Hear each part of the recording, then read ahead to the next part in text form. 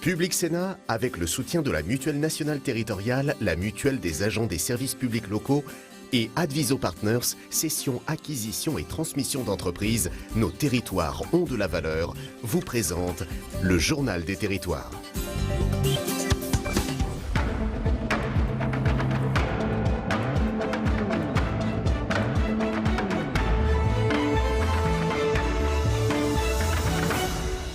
Bonjour à tous et bienvenue dans notre émission avec la presse quotidienne régionale, les télés locales de France et le réseau Via Télévision qui est notre partenaire, les Indés Radio également, 130 radios réparties sur tout le territoire français et avec TV5 Monde.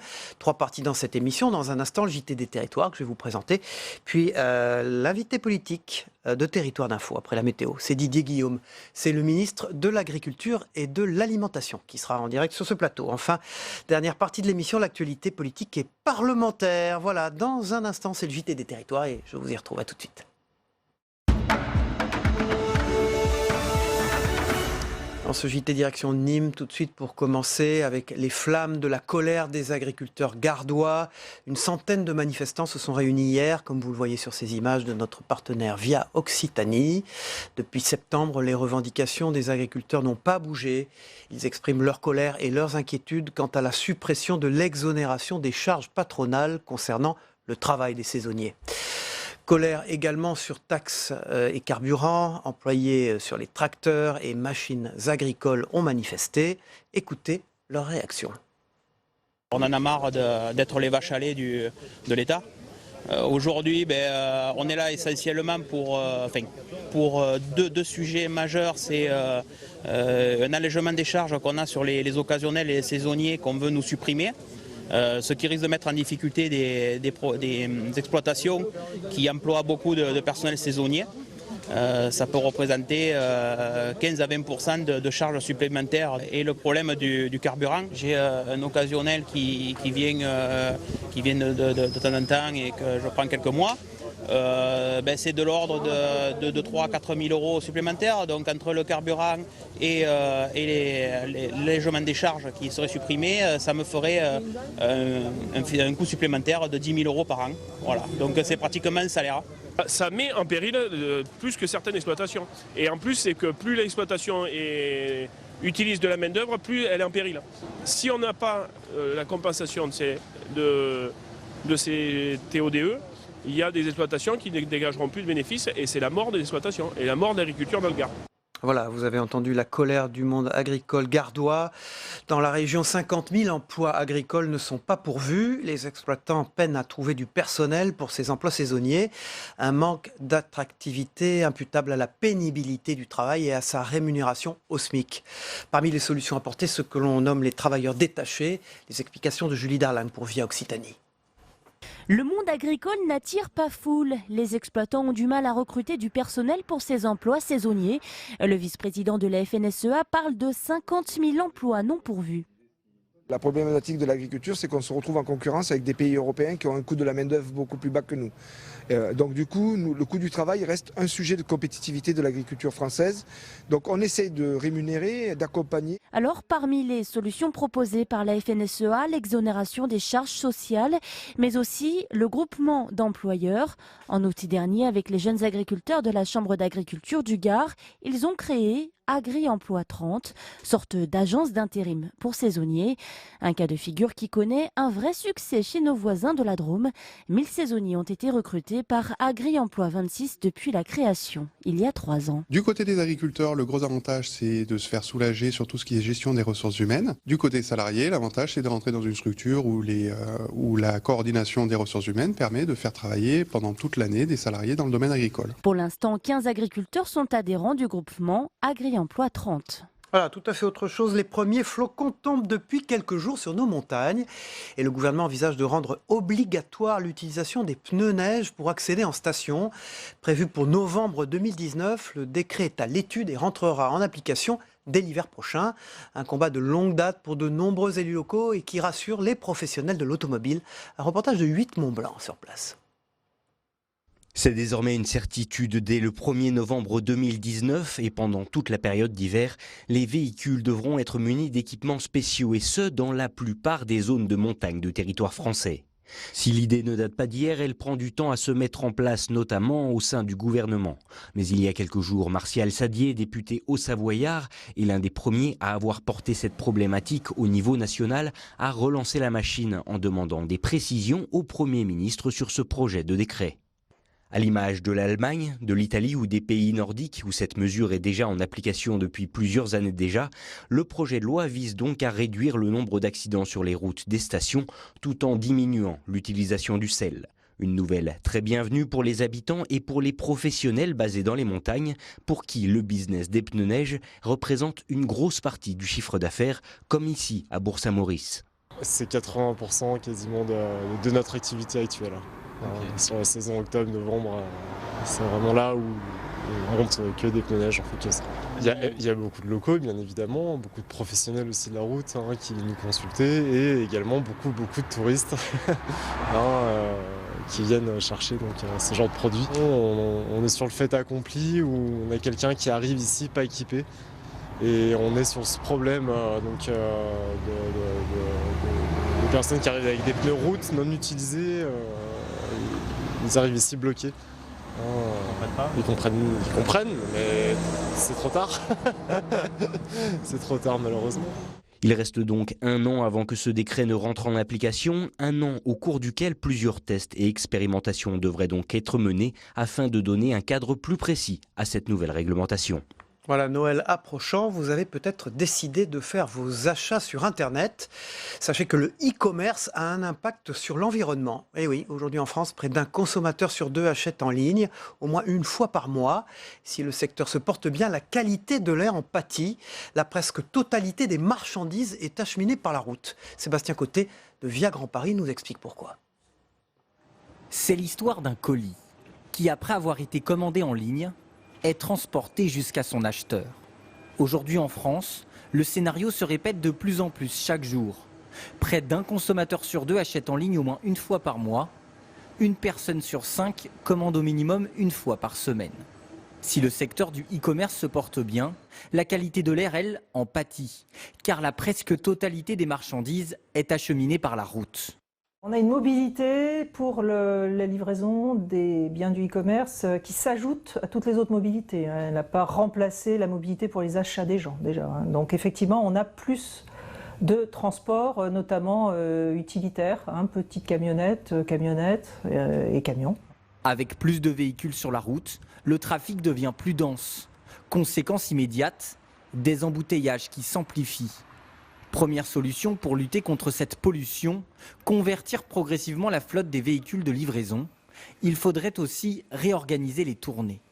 Et il faut par ailleurs qu'on optimise globalement, c'est-à-dire qu'on ait moins de véhicules pour livrer le même nombre de colis. Il faut que les véhicules fassent des tournées de plus en plus et non pas de la course, c'est-à-dire livrer les gens à la demande en 1 heure. Ça, c'est un petit peu mauvais pour le bilan environnemental parce qu'on a des véhicules qui livrent 1 ou 2 personnes seulement, alors qu'il faut arriver à en livrer 20, 30, 40. Limiter l'impact écologique de la livraison est devenu une urgence pour la planète. Dans cet incubateur, des startups planchent quotidiennement sur de nouveaux modes de transport, comme cette voiture autonome et ce drone de livraison. Le véhicule imaginé, c'est justement un véhicule électrique et totalement autonome qui pourrait faire la livraison de derniers kilomètres avec un drone qui puisse monter aux étages pour déposer les différents colis chez toi. Même si elles présentent des vertus écologiques, ces mobilités posent des difficultés, notamment de sécurité. Aujourd'hui en France, près d'1 tiers des émissions polluantes sont rejetées par les véhicules de transport de marchandises. Voilà, une découverte pour finir ce JT. Et si la tombe de Montaigne était cachée dans les sous-sols du musée d'Aquitaine, un cercueil portant le nom de Michel de Montaigne a été découvert. Une découverte qui pourrait combler un manque dans l'histoire tumultueuse des restes du philosophe bordelais.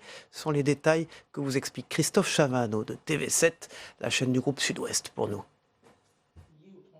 C'est presque caché derrière les étagères des réserves médiévales du musée d'Aquitaine que se trouve le caveau qui pourrait renfermer le cercueil et donc les restes de Michel de Montaigne. Une découverte que tendrait à confirmer cette photo prise à l'aide d'une caméra miniature glissée à l'intérieur du caveau montrant un cercueil sur lequel est inscrit le nom de Michel de Montaigne. Une découverte due à la curiosité de l'actuel directeur du musée d'Aquitaine. Alors la suite, ça va être justement le départ, le lancement de recherches à proprement parler sur ce caveau. Donc déjà essayer de réunir toute la documentation scientifique, notamment en archives, essayer de retracer véritablement l'histoire de Montaigne et l'histoire de la présence de Montaigne, de sa dépouille, depuis son inhumation en 1593, donc jusqu'à nos jours. À partir de ça, on va mener une fouille à proprement parler. Donc, on va ouvrir en fait le caveau et faire une étude. Là aussi, l'idée, c'est de pouvoir comprendre et de redonner une histoire et une mémoire à un monument qui était fermé depuis 123 ans.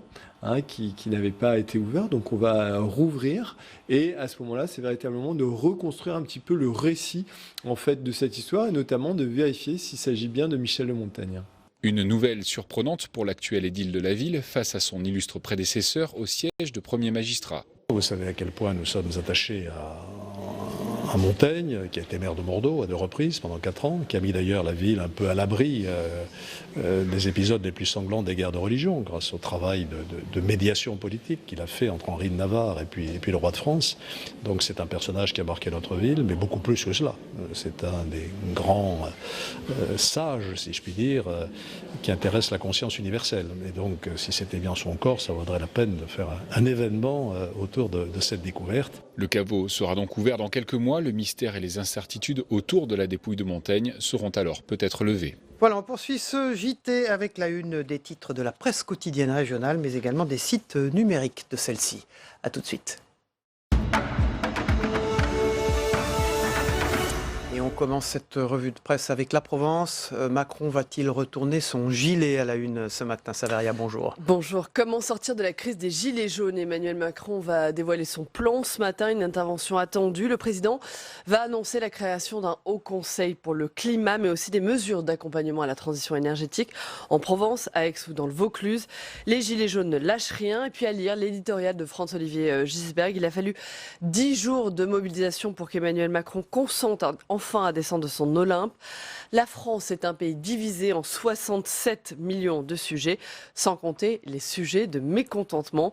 Puisse M. Macron ne pas rater son rendez-vous avec l'histoire. Voilà, on en parle dans un instant avec Denis Jambard, qui est notre invité dans le club de la presse. Autre conséquence du mouvement des Gilets jaunes, le commerce est fragilisé par les blocages. Après la casse sur les Champs-Élysées samedi, c'est le commerce qui est également impacté par les blocages. Hôtellerie, magasins, tout le monde souffre.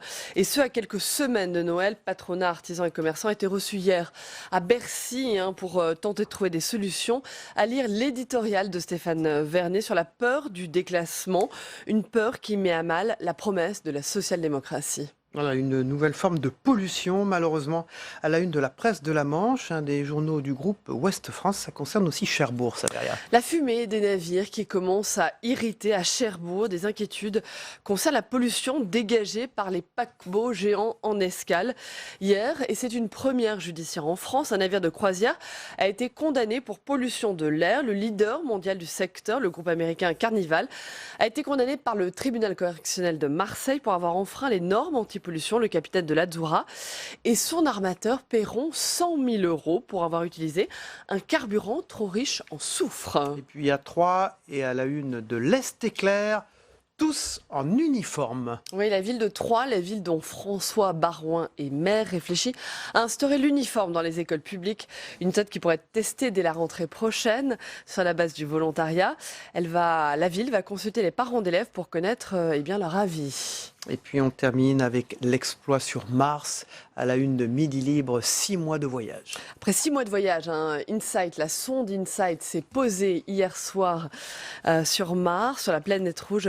Objectif, comprendre les mystères et les entrailles de Mars dans les jours et les semaines qui viennent. Le robot de la NASA va déployer plusieurs instruments, dont un sismomètre français qui est chargé de percer les secrets des profondeurs de Mars et de la formation des planètes. Voilà, avec une jolie photo de Mars. Merci Saver, on vous retrouve en troisième partie de cette émission pour l'actualité parlementaire, sénatoriale et politique. Tout de suite, c'est le club de la presse, Sébastien Fournier, Denis Jambard. À tout de suite. Bonjour Denis Jambard, vous êtes éditorialiste. Cyril, bonjour Sébastien, à Nice bonjour Matin à tous. Et à Challenge. Monsieur, c'est tout. Merci d'être là. Et bonjour Sébastien Fournier d'Objectif Métropole de France. Bonjour Cyril. Avec Bonjour vous, Denis. Sébastien Fournier, on va parler de ces villes qui cherchent des solutions pour j'allais dire dépolluer, rendre l'atmosphère plus respirable, pas que pour leurs joggers, on en parlera dans un instant avec vous, il y en a 12. Et puis Denis Jambard, avec vous, nous allons parler d'abord d'Emmanuel Macron, de ses mesures qu'il doit annoncer depuis un discours à l'Élysée prévu à 10h30. Et puis, on vient d'apprendre ce matin qu'une tribune dans l'opinion présenté 12 présidents de régions sur 13, présenté par 12 présidents de régions sur 13, qui demandent des mesures d'urgence à Emmanuel Macron. Tout le monde se mobilise pour demander des solutions au président de la République. C'est quoi? C'est l'ultime recours, Emmanuel Macron? Alors moi, je trouve que cette crise, alors on ne va pas explorer les raisons de ces colères, elles ont été expliquées, y compris dans la revue de presse que vous venez de faire. Ce qui me frappe, c'est que le président de la République, désormais, se retrouve toujours en première ligne. Et au fond, il y a une espèce de dysfonctionnement maintenant de l'exécutif. Le chef de l'État n'est plus protégé. Et certes, Édouard Philippe est présent, mais il n'imprime plus. Et je crois que c'est un problème important dans notre démocratie. C'est le problème du quinquennat ? C'est le problème du quinquennat, bien entendu, mais c'est aussi la pratique des institutions qui ne cesse de s'accélérer et de concentrer le pouvoir au sommet de l'État. Et il me semble que désormais, il y a un déséquilibre dans notre organisation institutionnelle. Soit on revient aux pratiques anciennes, où le Premier ministre servait de fusible, y compris jusqu'à sauter, ou alors, et en lui donnant beaucoup plus de liberté, aujourd'hui, pour reprendre l'expression de Nicolas Sarkozy, il ne disait que la vérité en disant le Premier ministre est un collaborateur. Ben oui, c'est même simplement un exécutant. Je m'occupe de tout. Il s'occupe de tout, mais le chef de l'État s'occupe de tout. Mais est-ce que c'est pas une question de personnalité, ça? Est-ce qu'Emmanuel Macron, au fond, il n'a pas envie de s'occuper de tout? Oui, mais bien sûr, puisqu'il avait théorisé la fonction jupitérienne. Mais les institutions accélèrent ça, et je pense que c'est un vrai risque, et ça aggrave une deuxième crise qu'on voit à l'œuvre aujourd'hui. C'est qu'il n'y a plus de corps intermédiaires, et là, Emmanuel Macron a contribué à les délégitimer. Difficultés avec les élus locaux, difficultés avec les syndicats. Voilà, donc si vous voulez, là encore, ça le met toujours en première ligne. Et puis je pense qu'il y a une troisième crise qu'on risque de voir dans les réponses qu'il va apporter. C'est qu'il y a une forme de crise de l'expertise, de l'omniscience technocratique. C'est-à-dire, on parle, mais comme les résultats ne se font pas sentir, les gens n'y croient plus. Est-ce que les menaces de débordement violents, tels que ceux survenus samedi sur les Champs-Élysées, il y a de nouveaux mouvements prévus ce week-end, j'allais dire, contraignent l'exécutif à ce que va annoncer Emmanuel Macron? Est-ce qu'il n'y a pas, j'allais dire, un problème de timing aujourd'hui, à 1 an et demi de l'élection présidentielle d'Emmanuel Macron? Moi, il me semble, en tout cas, pour reprendre ce que dit François-Olivier Gisbert dans son éditorial de la Provence, que le pouvoir a tardé à apporter des réponses directes aux Gilets jaunes. Et c'est là, je reviens à mon observation, il me semble que le Premier ministre aurait dû aller beaucoup plus au feu, beaucoup plus s'exposer. Mais c'est quoi, c'est le timing d'un quinquennat? Donner des réponses. C'est toujours pareil. C'est toujours, on attend que le président décide. Mais le président, il est surchargé de fonctions de représentation, il se déplace sans arrêt. C'est pas une critique, c'est une observation, c'est la nécessité de sa fonction. Et d'une certaine manière, comme il n'y a plus d'intermédiation entre lui, le peuple, les organisations intermédiaires, eh ben, les choses s'accumulent et deviennent explosives, puisque plus vous attendez, plus elles deviennent dangereuses. Mais en même temps, je continue ma question avec vous, Sébastien Fournier. On est au début du quinquennat. Oui. Quand je parle de timing, on a l'impression qu'on est... On est 18 mois, vous savez, sur 5 ans, on est au tiers du quinquennat. On est au tiers, allez, on va dire, on est au tiers. On n'est plus au début. On est au tiers. Mais je veux dire, on a un président qui, dans les études d'opinion, on ne va pas non plus s'attarder à les regarder toutes, mais est quand même assez bas. Et on est quand même encore au début de son mandat. On est au début, mais je partage l'avis de Denis. C'est vrai que l'exécutif a tardé à réagir, à apporter une réponse. Et là, je crois que maintenant, il est quand même temps de faire en sorte que les Français et l'exécutif matchent, qu'il y ait vraiment des réponses qui soient apportées. Il y a une urgence, il y en a une. Alors évidemment, il y a une exaspération, Français exaspérés par la faiblesse du pouvoir d'achat. Il y a plein de questions qui sont sur la table. Il y a la transition énergétique, on ne peut pas l'ignorer, bien évidemment. Bien sûr, c'est très important. C'est très important. Des réponses doivent être apportées. Le président de la République doit aujourd'hui, à 10h30, en effet, présenter le programme pluriannuel de l'énergie. Je crois qu'on a quand même un Premier ministre aussi qui reste droit dans ses bottes, qui a un peu de mal, franchement, à apporter aussi des réponses. Et c'est pas simplement la question d'Emmanuel Macron. Je pense que c'est l'exécutif de façon générale, à savoir le président de la République et le Premier ministre. Alors, le président de la République va annoncer la création d'un haut conseil pour le climat, Denis Jeanbart. De plus. Voilà, j'allais vous dire, est-ce que c'est on va finir par se demander à quoi sert le ministère de l'Environnement. Je crois que c'est le 3e haut conseil. D'ailleurs, ça pullule dans l'État, ces hauts conseils, ces organisations périphériques. C'est quoi l'idée? C'est rassembler des experts qui peuvent qui peuvent préconiser des choses. Un certain nombre d'experts qui vont faire des observations, qui vont s'ajouter à l'expertise d'autres experts dans d'autres conseils. Mais à quoi servent les ministères ? À quoi servent les ministères ? Franchement, il y a une espèce de prolifération depuis des années. Chaque fois qu'il y a un problème, on le sort du ministère et on le met dans un haut conseil, dans une organisation périphérique. Je pense que d'ailleurs, dans la réforme de l'État, le premier travail devrait être de mettre à plat toutes ces organisations parallèles et de regarder déjà ce qu'elles font vraiment, ce qu'elles nous coûtent. Elles produisent des rapports souvent très intelligents, mais vous savez... Les assemblées, cette maison, le Sénat, produit des rapports formidables, à des experts formidables. Pourquoi on rajoute des experts aux experts?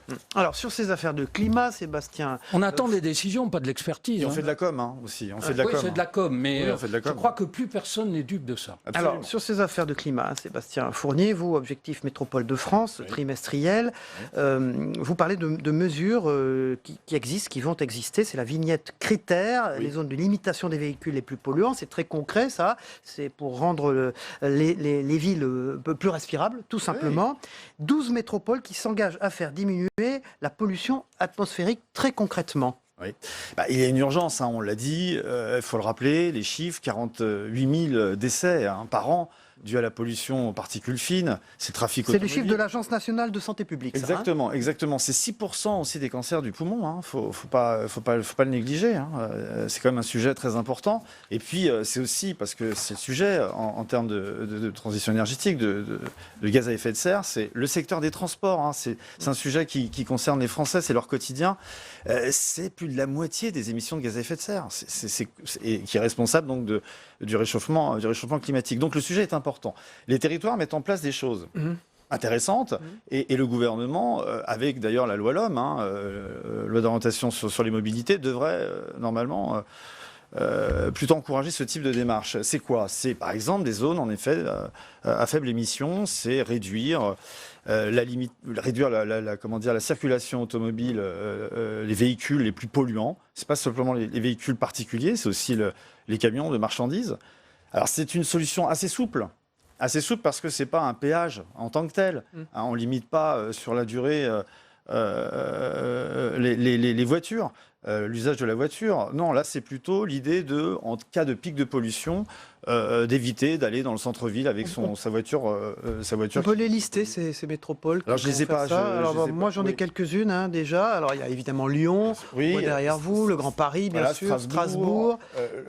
Vous avez le Grand Paris, vous l'avez dit. Il y a également Grenoble. Ce qui est intéressant, Nice, évidemment, on peut l'imaginer. Saint-Étienne, Toulouse. Et puis, j'ai vu Fort-de-France. Oui. Alors on se dit, si l'air n'est pas pollué, c'est bien aux Antilles. Eh ben non. On le fait effectivement. C'est plutôt une bonne chose de dire. Bon, il y a un signal qui est donné. Je crois qu'il faut agir. Mais ce qui est important à ajouter dans les zones à faible émission, c'est que ces dispositifs doivent être impérativement accompagnés de plans de déplacement urbain. Vous ne pouvez pas limiter la voiture particulière sans, franchement, développer les transports publics. Ça n'a aucun sens. Mais Denis Jeanbart, on ne va pas revenir aux revendications des Gilets jaunes. zone avec ça, c'est-à-dire au contraire, on vous empêche, on empêche la mobilité, on empêche, et on va repartir encore, alors là au niveau des métropoles, hein, des régions, dans la même problématique. Il faut aussi laisser les gens travailler, non ? Absolument. Dès que vous êtes installé hors d'une métropole, eh bien, vous avez besoin de votre véhicule. Ce qui me surprend d'ailleurs, vous savez, quand même, le ministère de l'Environnement a été créé en 1971 en France, à la suite d'un discours que, franchement, je recommande à toutes les personnes d'aller le lire. Vous le trouvez sur Internet, du président Pompidou, qu'on a identifié à la bagnole, comme on dit, parce qu'il y a les quais là qui portent son nom, qui était absolument visionnaire. Et on se demande ce qu'on fait depuis quand même bientôt 50 ans. Alors, on a fait des tas de choses. Le Premier ministère a beaucoup travaillé d'ailleurs. Mais je sais pas, on a vraiment l'impression de se réveiller alors que ces questions-là, en réalité, on les connaît depuis très longtemps. Et il y a un problème, c'est qu'on a fait de la question écologique une question politique au lieu d'en faire une question d'intérêt général. Merci Denis Jean-Bart. On vous retrouve évidemment en deuxième partie de cette émission avec votre compère habituel Yves Tréhard. Merci Sébastien Fournier. Objectif Métropole de France, c'est la pollution atmosphérique et c'est les 12 métropoles qui s'engagent. Elles sont listées et c'est assez concret. Merci à vous. À très vite. On passe à la météo. Le temps qu'il fait en France, ça compte aussi pour la pollution, les vents qui balaient les pollutions. Et sur ce canal, celui de la TNT, le numéro 13, c'est la seule météo avec les territoires français d'Amérique, de l'océan Indien, du Pacifique et des Caraïbes. Il ne faut pas les oublier. A tout de suite, on se retrouve après. La météo vous est présentée par l'Assemblée des départements de France.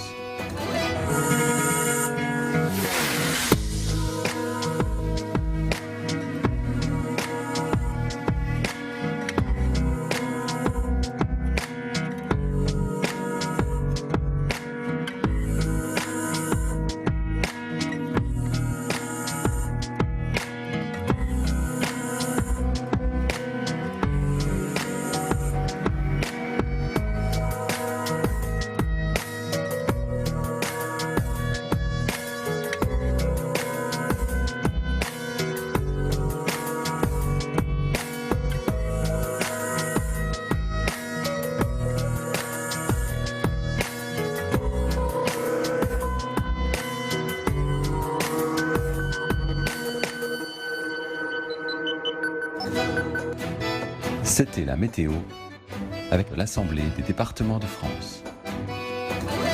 Voilà, dans quelques minutes, c'est Didier Guillaume, le ministre de l'Agriculture et de l'Alimentation, qui est notre invité politique en direct sur ce plateau pour Territoire d'Info. Mais tout de suite, c'est le Zap Monde, en quelques minutes, ce que vous devez retenir de ce qui s'est passé dans le monde ces dernières heures. A tout de suite.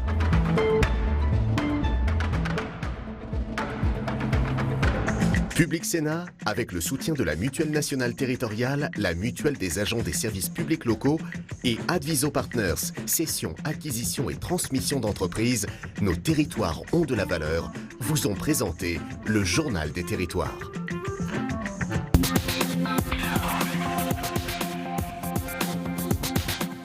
Des prothèses de hanches qui empoisonnent le sang du patient, des batteries de pacemaker ou de pompes à insuline qui tombent en rade. Les prothèses peuvent nous sauver la vie. Elles peuvent aussi parfois provoquer des problèmes graves, le plus souvent cachés. 250 journalistes de 36 pays différents, dont des Belges du soir, ont enquêté pendant 9 mois. On ne sait toujours pas grand-chose sur l'origine et le contrôle des implants. Chez nous, il n'y a toujours pas de fichier central de leur traçabilité digne de ce nom. General Motors veut recentrer ses activités sur les voitures autonomes et électriques. Le constructeur économisera 6 milliards de dollars en fermant 5 usines. Seul à la maison, José Flamand est désemparé. Il a donné 16 ans à GM, le tiers de sa vie, puis soudainement, il apprend qu'il sera mis à pied dans 1 an, quand l'usine fermera. Après avoir fait tout ce qu'on nous a demandé de faire en tant qu'employé sur la ligne, c'est une claque d'en face. Le plus difficile sera d'en discuter avec sa fille de 10 ans, Addison, inquiète pour son papa. Ce haut responsable est-il vraiment prêt à restituer une partie des 180 000 pièces de son musée? J'aime beaucoup le tambour. Petit test en direct. Je trouve que c'est une pièce qui me donne toujours joie de vivre. Et si vous deviez la rendre?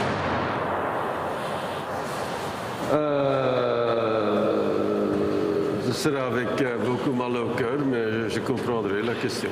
Si les Congolais trouvent cette pièce vraiment d'une importance telle qu'ils demandent la restitution, je la donnerai, mais je dis en même temps, est-ce que je peux l'emprunter pour une exposition temporaire que je la vois encore de temps en temps ici dans notre musée.